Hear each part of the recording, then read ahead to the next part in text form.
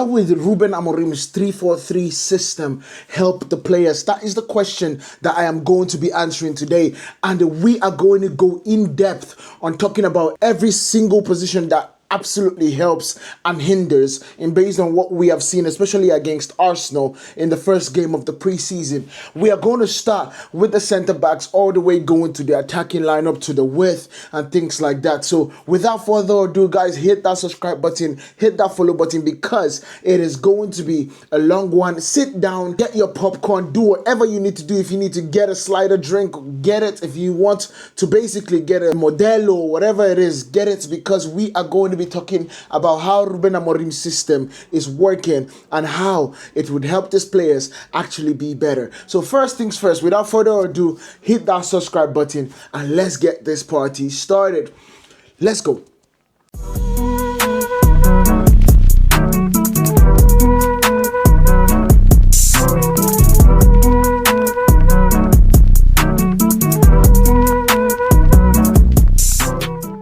Rúben Amorim's 3-1-3 system builds up in a very peculiar shape. You understand? It shapes with a 3 centre-back position, advanced with the wing-backs for the width, and a double pivot that secures the central control while connecting a fluid front three that the structure designed to create a midfield superiority, stretch passes and the back three, and keeps the front line high to attack space, allowing the flexibility to rotate shapes during build-up to manipulate the opposition pressure. If there's one thing we needed to see yesterday, especially against Arsenal, is the way the build-up actually happened. You saw in the build-up that instead of us building from the traditional 3 centre-back where they split to the middle and one stays in here, and I'm actually going to bring this up here so you guys could see it a little bit better. So the build-up of this situation for this part was, if we had the ball here to start with, which is the goalkeeper, the build-up will usually be a situation where this guy goes this way, one comes over here, and then we have kind of a box center in that box like that. So this was what the build-up was to start with. So you would likely see Matthijs de Ligt come up here, but in this situation, what this created was more of a triangle, right? It was more of a triangle where if Gyökeres had a run in it in the middle, then you saw a pass over here and a pass to there, and then the build-up starts to get Bruno the ball. That's kind of how the build-up started, and it was pretty good because it worked very well. We bypassed Arsenal's pressing.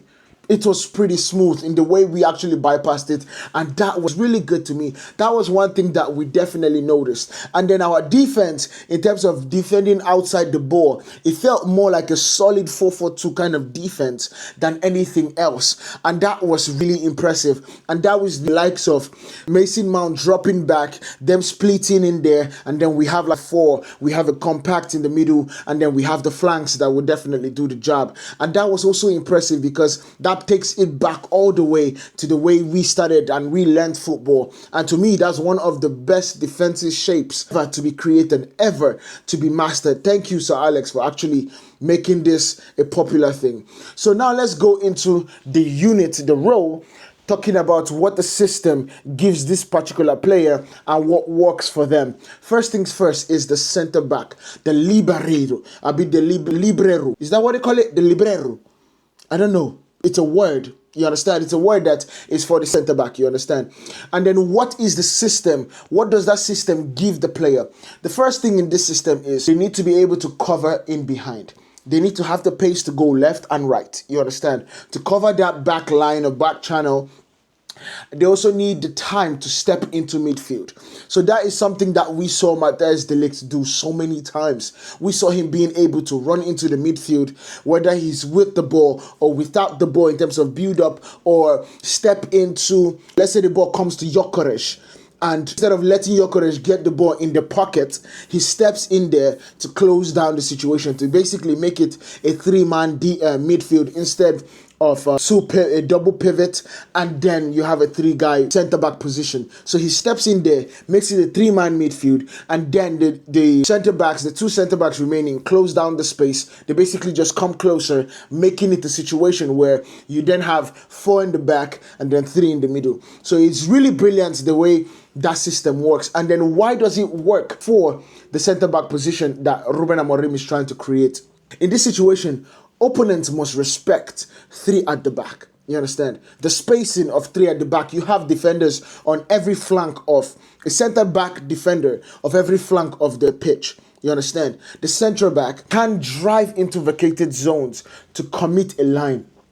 You understand? Him moving with the ball, moving forward, basically creates and makes sure that somebody is able to step up.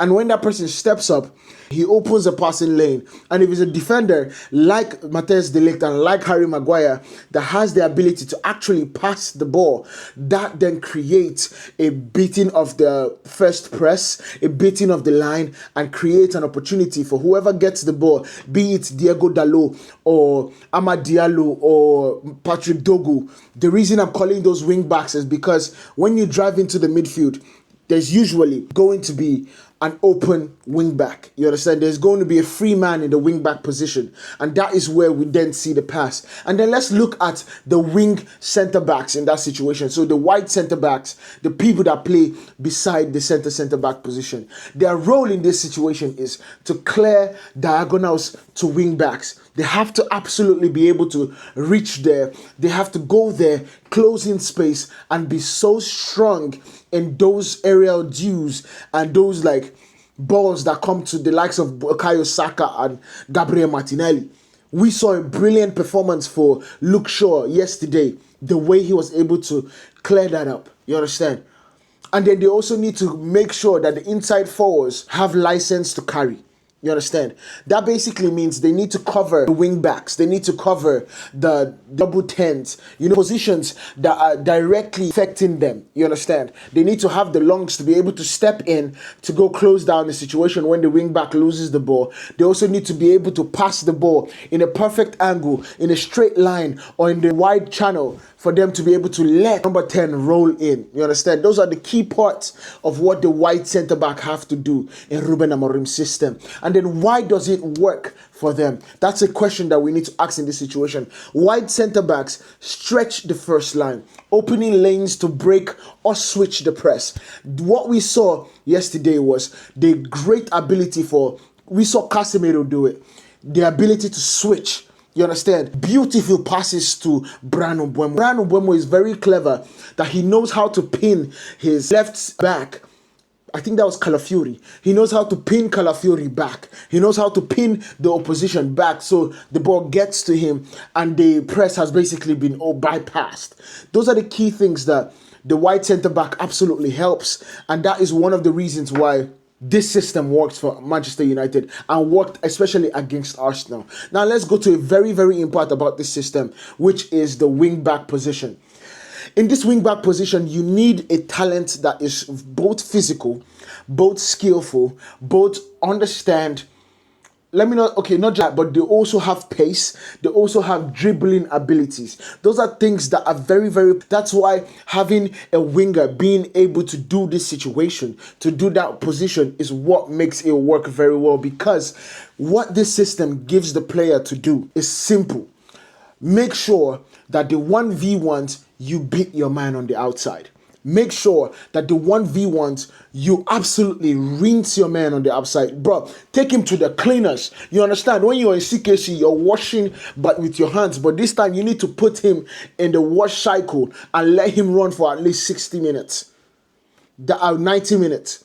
That is what you need to be doing as a wing back. And we saw Patrick Dogu do this. We saw Patrick Dogu be his man, get into positions where he struck the bottom of the we saw Amad Diallo come in the second half. And that was one of the reasons why Dalot left the game, coupled with the fact that we were losing and we needed to actually break and actually get attacking. You understand? Diego Dalot just did not be his man. Just wasn't in the right place. Did not demand the ball for him to be able to beat Calafiori on that particular position.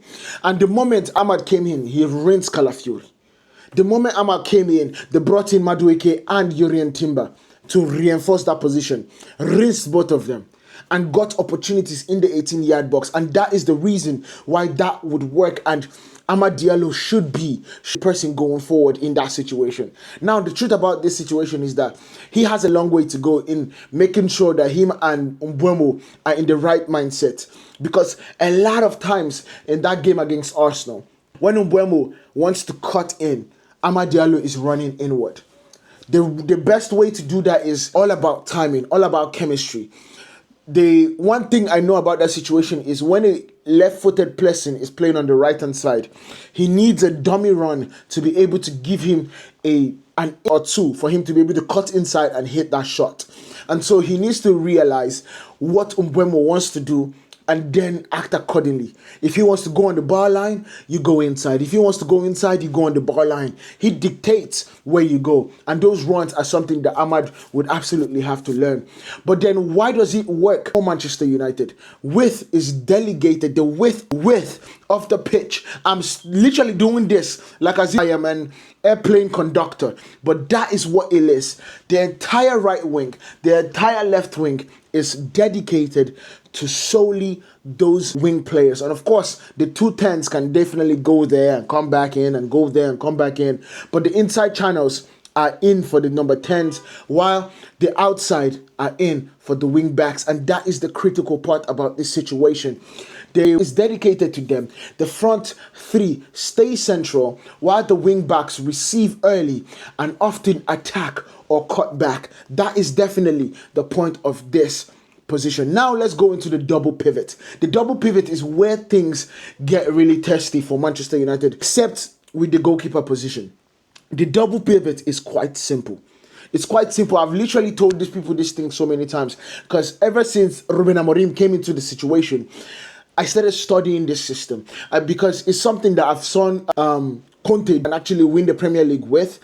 Not with the way Amorim wants to play, but I started studying the system, and that double pivot is one of the most important parts because it's of course the game. It is of course the way things are actually meant to be going, and you need somebody to lead or take the ball from the defense and connect it to the number 10s, to the wing backs, to the striker, all those kind of things. You need to be able to have that in the double pivot. You need to be able to have somebody that can break lines of pass, have somebody that will be able to recycle the ball, but also have someone that would be able to be combative and stopping transitional attacks when they happen, in case.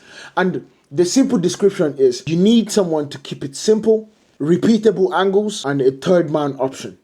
Those absolute what a situation is. That double pivot, you need someone that would keep it simple, get the ball. Because in the double pivot, you do not want a situation where the person holds the ball too long. You don't want a situation where the person carries the ball from the midfield and drives the ball as much. Because that's where the number 10 is. That's what the number 10 is there for. So, in that double pivot, you need somebody that will be able to recycle the ball. Rodri would be perfect for this situation. Funny enough, Kobe Mainu would be perfect for that simplicity of just take. You get one, you get it. You get a ball, you get a pass, and we score a goal. That is what this position is. And then you also have, in the other part of the situation or the part of the equation, someone that understands what the angles are.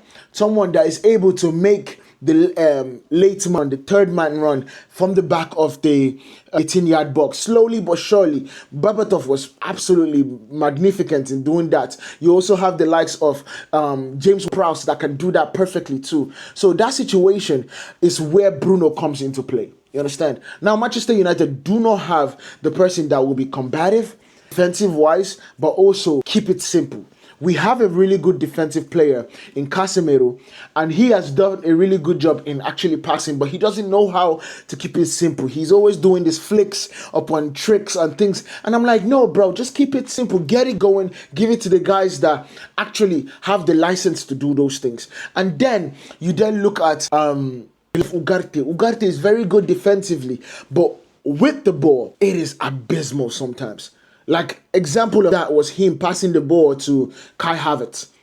It was a perfectly worked possession. He has the opportunity to give the ball all the way to Lenny or give the ball to Bruno, and he passes it back as if he was trying to give it to Maguire. That is where you scan. That is where you understand, you look at the pitch, you make sure that everybody is in the right position, and you make sure that you see the red shirt before you pass the ball. That's the key part, and that's the funny thing. But then you also have Kobe Mainoo. Very good at the passing, linking the play, understanding how when to keep it simple, when to drag the player, understanding when to beat one man, beat two, but doesn't have the explosive speed or the combative nature of Ugarte. And that is where Carlos Baleba comes into play. You understand? That is the thing that happens. Now, what does this make the game and this tactics simple for these guys? The 3-2 base creates stable triangles to bounce the ball across each other and then progress through pressure. We saw it perfectly today. We saw it perfectly against Arsenal, where they literally used that situation, that base of 3 players and 2 double, for them to be able to have triangles, play outside the ball, play outside the make sure that they doesn't even come close in getting the ball. And we did that successfully against Arsenal. And then let's go into the inside forwards, the half spaces. This inside forwards is what we usually would know as the number 10s in this system. It is quite simple in terms of their role, even though it's quite hard to even describe. But the way I basically described it is high value touches between lines and the freedom to rotate wherever. This situation is quite clear, you understand? It's quite clear in the way they want to move. The 2 10s have the ability of carrying the ball on the left hand side and running it through the right, going back the other way, making sure that they have the opportunity to fill in gaps and fill in spaces, especially attacking wise, for the team to succeed going forward. And why does this work for Manchester United? The front 3 occupy the central lanes. Rotations create unpredictability and isolations. That is what we saw. We saw Matheus Cunha absolutely dominate, beating 2 guys, beating 3, getting the opportunity. If not for Saliba's uncanny amount of speed, he was not going to get to Matheus Cunha before he shot. And then you also see Brian Mbeumo cooking Calafiori, cooking this person, cooking that person, getting an opportunity in the run in behind, filling that gap. But guess what? All those things are going to get better with chemistry. And that's the beautiful part about this situation. It's going to get better with chemistry. And I'm absolutely glad to see that. And last but not least, the central forward's role is quick. It is clear. It is simple. The simplicity is what makes this even greater. It is a clear role to pin off, lay off, and attack space. I say that, and the way I put it is really clear. You pin the defender so they do not have the opportunity to come out and hit the number 10. You lay off in the idea that if the ball comes in terms of a direct pass from the defense or from the goalkeeper, you're able to lay it off to the running number 10 or to the other running number 10 or to the wing backs. And then you attack the space, because the moment you lay it off, the next thing you need to start doing is running into channels, running into the box, making sure that you are at the penalty spot before the ball arrives into the box. And that is what we lacked in the game against Arsenal. Because Mason Mount's idea wasn't, let me attack. His idea was, I've laid it off, so let me arrive in the box late. Something that a number 10 knows how to do. Something that a number 10 is accustomed to doing. And guess what? Mason Mount is that number 10. And so, having that false 9 position did not work well for the likes of Brian Mbeumo and Matheus Cunha. But this is going to change with the likes of Benjamin Šeško. And that is the best part of this situation. Now, how does this work for Manchester United? The width is provided externally. The number 9 can stay central and threaten the depth and combine in terms of the football. And that is where the beautiful thing is going to happen. I've been telling people that Manchester United are going to come 5th this season. And we are going to challenge for a lot of things. And people do not believe me. But I hope after breaking down this system, you understand that Manchester United's system is good for these players. They have literally gotten and have fallen into a system that would be perfect. Pitch, especially with the introduction of Brian Mbeumo and Matheus Cunha and Benjamin Šeško. Manchester United are in for a ride of their lives this summer. They're in for a ride of their life this season, and I cannot wait to see what this situation folds into. You understand? I just cannot wait. Anyway, let me know what you guys think about this thing, because the truth about this situation is what I've just broken down. And for people that are just joining us here, let's give you guys bullet points so you know what I'm talking about. For the build up and the progression, you're looking at a stable base of a 3-2 rest shape in the first phase, 3 center backs and a double pivot. Create a numeric superiority that cleans passing lanes so defenders and pivots are rarely forced into low percentage passes. And then you look at the press manipulation by spreading wide. In terms of that situation, center backs are pushing the wing backs up the pitch. The team stretches the press horizontally, opening central bounce routes to the pivot or inside forwards as the third man breaks the line. And then you look at the flexible rotations. Bear in mind, I'm still talking in this situation about the build-up and progression. The flexible rotations is where the number 10 comes into play. Rúben Amorim's teams vary the first line from the goalkeeper setting in between the center backs, or the tilt the midfield to invite pressure on one side and escape on the other, giving ball players repeated chances to carry and split lines. Those individual attributes is what we saw Bayinda do, breaking the pass to Bruno, breaking the pass to Shaw, breaking the pass to Amad Diallo, Patrick Dogu. And then let's look at the consolidation in the midfield. In the midfield is quite clear. It is triangulation everywhere. The double pivots connect with the back three to the front line, creating triangles that lets technical ability or technical players receive the ball in the open and play forward quickly via third man runs from the backs or the striker. That's kind of what we are seeing. And then you look at the central presence, wide releases. Because of the front three and central, by default, the pivot or wide centre back can release the wing back early into space, an easy read that reduces turnovers and rewards timing. One thing that we saw this particular situation is the pass to Patrick Dogu that allowed Patrick Dogu to hit the post, to literally hit that shot that absolutely caught Raya lacking. If it was just Breeze, if Breeze just did, it would have been the back of the net. You understand? But that is one thing that we saw in that situation. And then you look at the final third chance creation. We are looking at half space mastery. Inside forwards, receiving between the lines, facing goal, the boost, their shot quality, cutback creation, the ability to slip the runners, and the number 9 pins the back line. Those are the reasons why I think this season is going to be better. And last but not least, in the final third and chance creation is the repeatable patterns that we are able to be seeing. Overloads on one side to draw the block, and then quick switches to the far wing back position, or the number 10 that is going to be pinning on that left hand side like Brian Mbeumo. We saw that a lot by Casemiro switching the ball really quickly. And then you have the frequent 1v1s and cutbacks that those number 10 or the wing back are going to be doing, which basically simplifies decisions. And for finishers and crossers, it's going to be simple. Cut back, bang.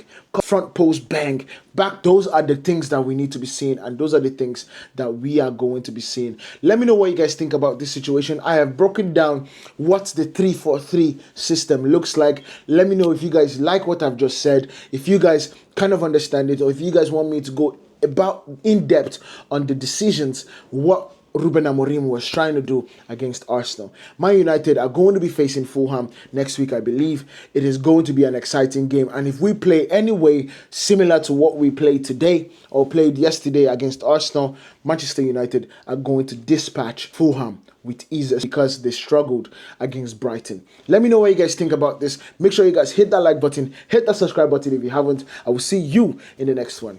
Peace.